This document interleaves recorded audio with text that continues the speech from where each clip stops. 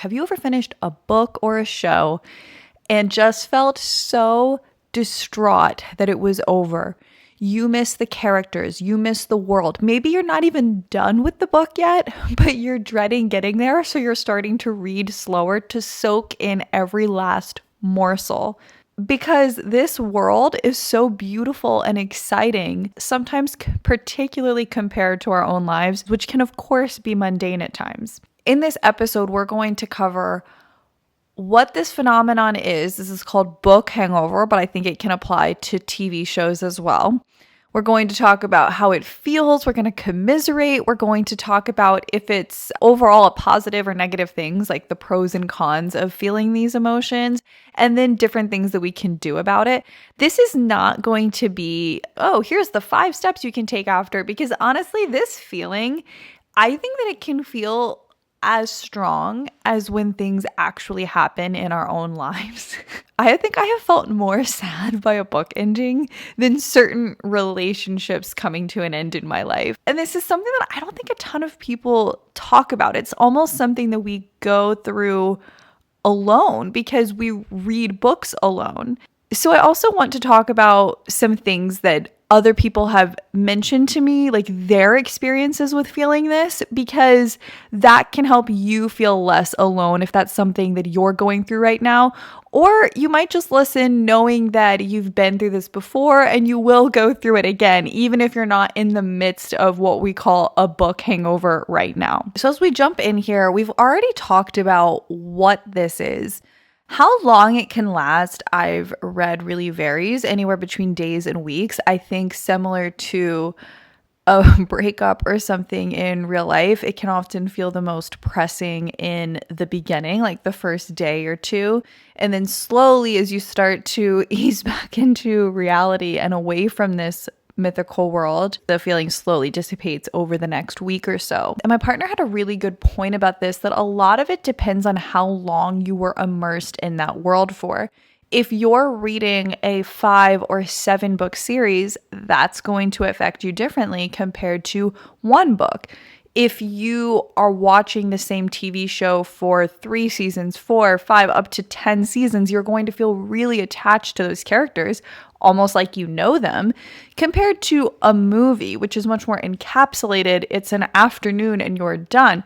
You might feel so many strong emotions from that movie, but I don't think you feel attached in the same way that you do with a TV series. And they also brought up that it becomes a large part of our routine. You end the day maybe watching the same show every night, and then suddenly that part of your routine is gone. That's why a lot of people will restart it afterwards, because it not only is a part of your routine, but it really does feel, and I think that our brain and mind maybe have a hard time even differentiating, these are people that I don't know versus these are characters. Because when we read, and I'm going to link a couple resources down below, our empathy is really exercised. We really feel like we're there. And I think some of us, maybe even more than others, don't have that separation of this is a story. We really feel like we're in it. That's why we feel adrenaline rushes when the character is going through a battle. That's why we feel like we're in love when we're reading about a love story. And there's this cocktail of chemicals and emotions going off like fireworks in our brain. A lot of these thoughts for me are coming off of reading a book that really affected me.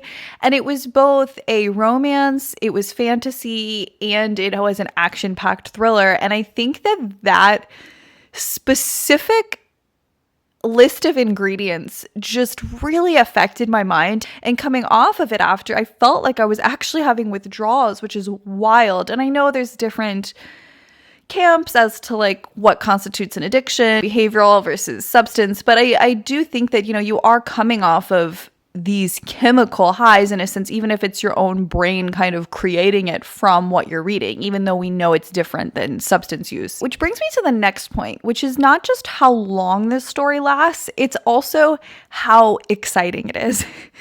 An example that I was already going to use, but happened to be in the article that I referenced, is that if you're reading about someone solving a crime mystery on this luxurious island, or someone in the wizarding world finding out that they're a wizard, Harry, and or riding dragons. It's so hard to come off of that and then just think about filing your taxes or folding the laundry, or you're reading about this epic love story and then you and your partner later are talking about what do you want to make for dinner? Do you want to make chicken or a salad? And what time do the kids go down for bed? It's hard to compete or compare the two. And that's something that really is at the crux of what I want to talk about here, which is how much of this is a problem and how much of this is just a nice escape. How much is this vicarious living, this escaping to other worlds, other lives, how much of that is a beautiful thing that we have available to us, and how much of that is a problem? Escaping our lives to the point that maybe we don't feel as happy or engaged in them, or we're using it to escape so that we don't have to engage in our own lives. And I think people are really mixed on this. I'll start out with my own experience and then what friends had to say about that. So recently when I finished the book that I was talking about, I felt very sad. And then I felt alarmed that I felt sad, guilty that I felt sad, confused. It's like, A, there's going to be more books in this series. Why am I so upset about this? B, it's a beautiful thing to get lost into a story. Why do you feel guilty about it? But I really spent a lot of time unpacking it because this was a newer emotion for me. I didn't read as much as most other kids growing up. I played a lot of sports. I didn't realize that I have very mild dyslexia. It wasn't what appealed to me. But as an adult, I've started to read more and more. This phenomenon of book hangover has been new to me. I think for people where reading's been an escape for them their entire lives, they've just sort of accepted this, like, oh yeah, you get really sad when you get towards the end of a good series. That's part of it. And they've maybe developed ways to cope with that. They have another book series lined up that they want to read as they're approaching the end of one. They know they just need to take a week or two off reading before starting their next book. Maybe they find a book that's very similar or very different from the one that they just read. Maybe they get into fan fiction or listen to podcasts about that series because they missed the world. Maybe a lot of people actually they will reread the same book. And it's funny because for certain books, like some people will reread it once, twice, 3 times, and then they're finally ready to move on. It's almost like they needed more of that world before they were ready to move on. Everyone approaches it differently. But for me, it just felt very alarming. What is this feeling? Why am I so attached to these fictional characters? And I'm someone that gets very lost in shows that I watch. I really feel I'm there versus, oh, I'm watching a show. And I think that everyone lies in a different place on that spectrum with how maybe immersed they feel in what they're consuming or detached from it. I will even dream constantly about the books that I'm reading. I'll feel like I'm in that world, or I'm talking to the characters, or I am the characters. The same thing with TV shows that I'm watching.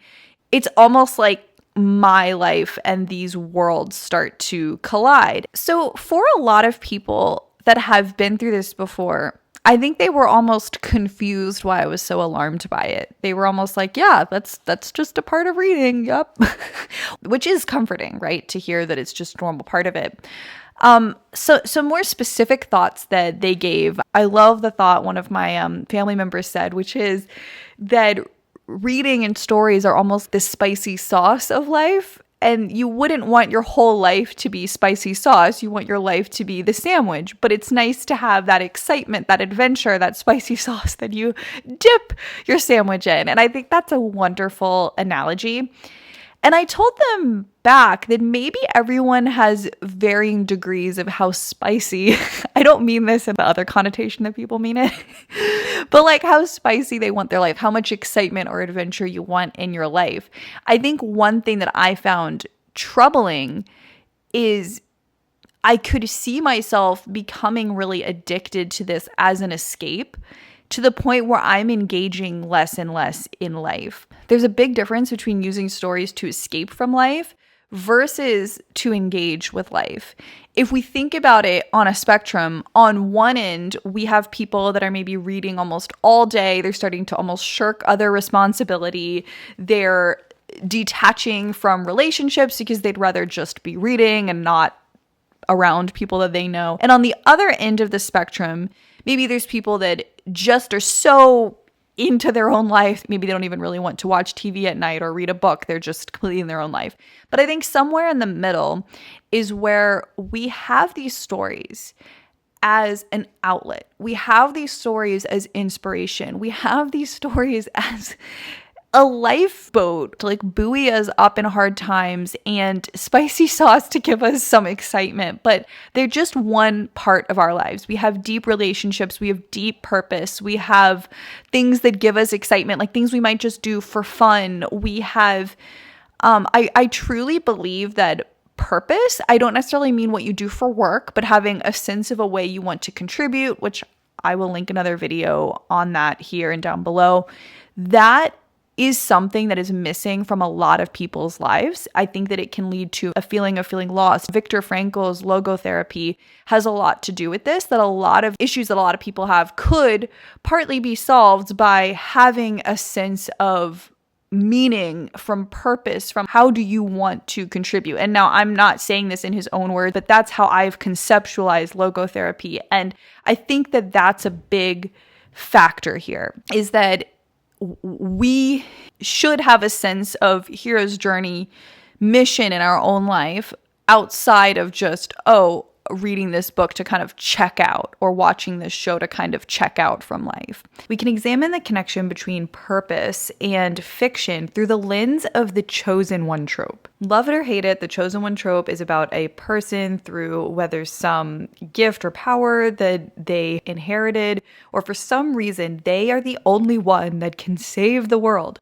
And I hate this trope because I think it does two things. It taps into our need that's positive to want to contribute and have purpose and change the world in some way, which I think all of us can in big and small ways.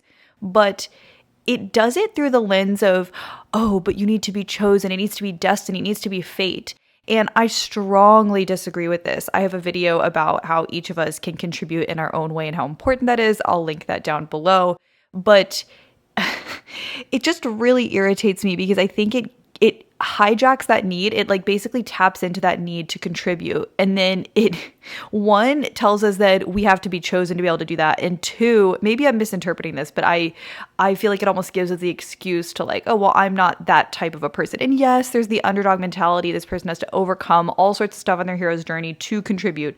But again, they were the chosen one versus choosing to step up to the plate on their own accord. And the second issue is, if we are getting this need met through fiction exclusively, completely immersing ourselves in books all day, do we feel less of a duty to try to make a difference because we kind of feel like we're already doing that through a story? We're having that experience, so then we don't feel the need to get that need met. And it kind of reminds me of certain traits. Maybe someone feels powerless in their own life, so then they watch superhero movies and they watch someone with ultimate power. And it's a way of maybe escaping those problems or not even having to worry about trying to develop certain traits. Now, of course, it's okay to escape the world and get to live as someone who's maybe more witty, braver. And these things can be inspiring. They can be fun. I'm not saying that we all have to have main character energy. In fact, I'm actually saying the opposite of that, is that everyone can contribute and it's not about one chosen special person. Now, it might depend on the phase of life you're in. If you're going through an extremely difficult time, you might need those stories to kind of buoy you and get you through that. But if you find years and years going by and you just keep checking out into other narratives, it does ask the question, what is missing from my own life? And these stories, these writers, they're really good at tapping into what we want most. And that's why it's so easy to fall into them. In the play People, Places, and Things, written by Duncan Macmillan, the main character is an actress and she's also an addict. And she talks about how when you're an actress in a play, you get to live the most intense parts of a life over and over again. And all the boring bits are cut out. And that's something that really draws us into stories. If the character is stuck in traffic, it's for a reason. It's maybe so they can get out of their car and do a dance like in La La Land. It's not just because, okay, now we're going to watch the character stuck in traffic for an hour, like really happens in LA. And these stories can inspire us. When you're going through a specific difficult time like grief, like addiction, or there's certain turmoil in your country's politics, when you read a story where the character is going through something similar and they're courageous or they're insightful or they're just walking the same path that you're walking, maybe a little bit further ahead than you, that is inspiring and informative and important. We learn through stories. It is part of what it is to be a human. You know, we would gather around the campfire, from at least the way I understand it, and people would share stories. We would tell stories, and we've been doing that for as long as we've been able to communicate. And it's really into the fabric of what it means to be human, and it's why it affects us so much. And I think that there's a reason why we often learn more through story than someone just giving us the answer.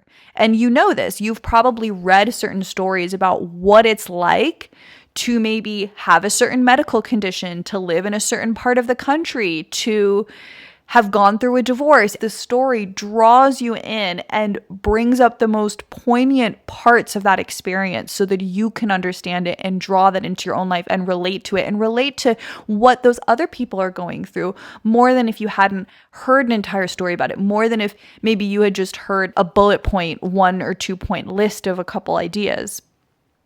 And so going back to that part about all the boring bits left out and all the exciting parts amped up, these writers really know how to do that extremely well. Think about some of your favorite writing.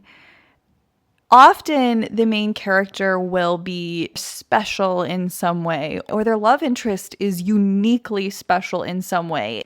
They're tapping into that idea of, oh, what would be exactly what you want? And then let me just ramp it up even a little bit more. And part of what makes it so intoxicating is that they're also safe at the same time. Think of maybe there's a story about vampires. I read Twilight in high school, and okay, she's with Edward. It's meant to be dangerous and scary, but we know she's going to be safe. So you get all of the thrill, but without actually being in danger. And also because you're not actually the one there, you're just living vicariously through them. I think that's also partly what makes it so intoxicating, is like all the adventure, well, a lot of the adventure, but with the veil of safety over top of it, versus in our own lives when we want to have that kind of adventure, we're not actually safe. And that's why a lot of us will shy away from it in some aspects, and rightly so. I mean, if there were real vampires, it might not be smart to actually date one. But yeah, it's real fun to come along for the ride on the side though. And other things that can make us feel all sorts of things with the ending is, of course, sometimes something may have happened to the character or their relationship. So maybe even though it's not a real person, there could almost be a sense of grieving afterwards because this really felt like a loved one. And even if you're not grieving the loss of a character, maybe there was an ambiguous ending, or you're just curious what's happening next in this person's life. There's a lot of different types of grief and a lot of different types of nostalgia.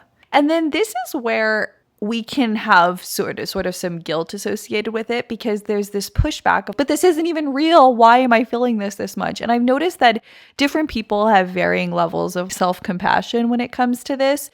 And just knowing that in a lot of ways our brain doesn't really know the difference, I think is helpful. And so with this feeling of kind of longing to be in this world, which is really what a lot of this is that we want magic in our lives, whether that's the fantasy worlds of magic, the magic of romance, the magic of the thrill of a chase, the magic of excelling at something after working really hard. We're chasing a little bit of magic here in stories. We're also chasing, as a friend of mine pointed out, lives that are different than our own. She talked about being in Amsterdam and riding bikes around and feeling a sense of sadness that this is not her life, that she's going to come back to New York and have that life. And she loves her life here. She's so happy and fulfilled. But it goes back to something, and I have an upcoming video I'll do on this soon, is the thousands of lives that we all long to live. We all want to live in so many different lives, and stories are a way to experience that. Like, what would it have been like to be a dancer in the 1920s? What would it be like to live in an island off the coast and be a professional surfer? What is it like? And because we don't get to, at least in this lifetime, live multiple different lives, we get to do that through story. There will be a sense of grieving coming out of it. This is not my life. I only get one life, and it's not this one. And all of the beautiful, magical parts about that get ripped away as well. In the words of my friend, she describes this feeling as being sad to leave, fulfilled by the book, and mournful to return to the real world. And I think instead of judging myself, I want to see the beauty in it, that we can feel that strongly for a story that's not our own, that we can dive that deeply, and that we have the capacity to really feel in that world for a time. How amazing is it that we have that ability as humans to ride these different waves and then come crashing back out of them into our own world, and the opportunity to go into different ones. So to summarize, but also give a springboard for where we're going to go next week, when I had this book hangover, I really did a lot of journaling, talking to people, pulling apart, is there something missing in my own life?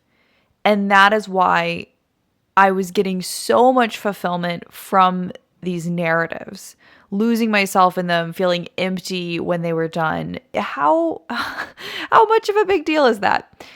And after some contemplation, I realized, there probably are some things that were missing in my own life. So next week, we're going to do some self-inquiry for if you feel like something is missing in your own life, here are some places to look. Because I did a video on that before. That's the one linked down below.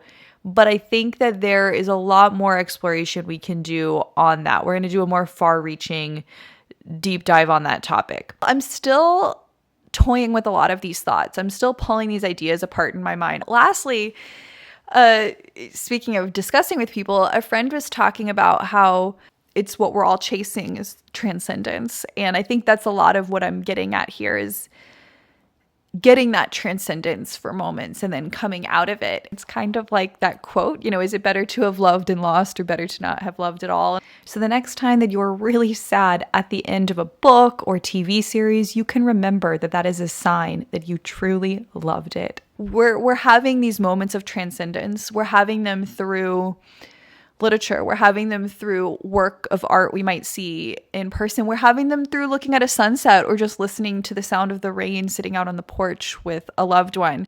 We're having them constantly. And sometimes they're through works of art and sometimes they're through our own lives. And that's just something that we have to juggle. How much of that is through volunteering or getting your hands in the dirt and planting something and engaging with the real world? And how much of that, now that we have so much entertainment, books, shows at our fingertips, how much of that is through escaping? Once goggles and other forms of virtual reality become more pressing, how much are we going to escape into almost like a matrix? And how much are we going to engage? And how much of that is a problem? And how much of that is just beautiful to have these outlets? I think these are questions that I have thoughts on.